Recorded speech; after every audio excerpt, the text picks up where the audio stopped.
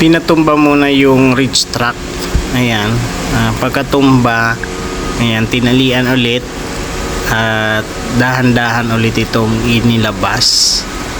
Ayan. Pero bago ginawa yun, binaliktad muna yung boom para mailabas sa warehouse. No, kasi hindi niya kayang lumabas ng nakatayo. Kaya ganyan lang talaga siya. Dahan-dahang ibababa muna bago dadamputin ulit para i-move muli yung boom truck sa position na kaya ng bitbitin ulit yung reach truck. Ayan, ganyan maglabas ng equipment sa mababang pinto ng mga warehouse. Ayan po. Ayan, dinahan-dahan po nilang ibinaba. Dinahan-dahan lamang po nila. Ayan, fast forward. Punta na tayo doon sa pagkababa.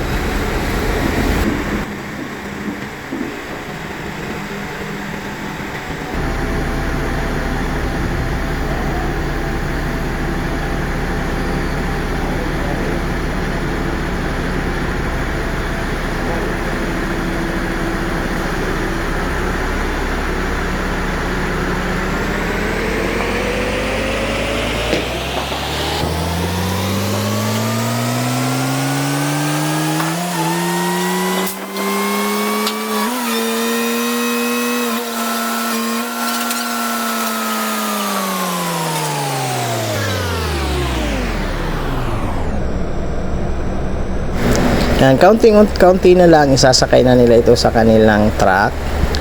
Ayan. Ayan. Unti-unti naman nilang itataas ito. Tataas na lang nila. Pag naitaas nila, ayan, ganun lang kasimple paglabas. Ayan, kaya sa mga warehouse na medyo mababa, hindi makapasok yung equipment na ganito kalalaki. Ganito lang po ang ginagawa niya. Dapat medyo expert talaga yung nagdadrive ng boom truck para safe yung equipment na mailabas o maipasok sa bodega.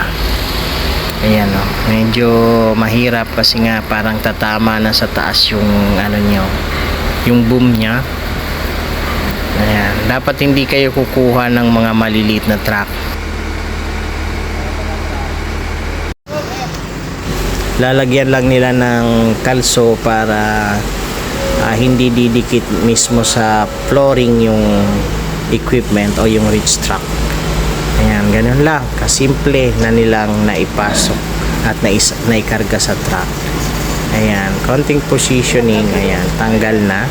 Tatali na lang po nila yan para ihatid sa lugar kung saan nila ihahatid ang kanilang equipment. Follow for more video.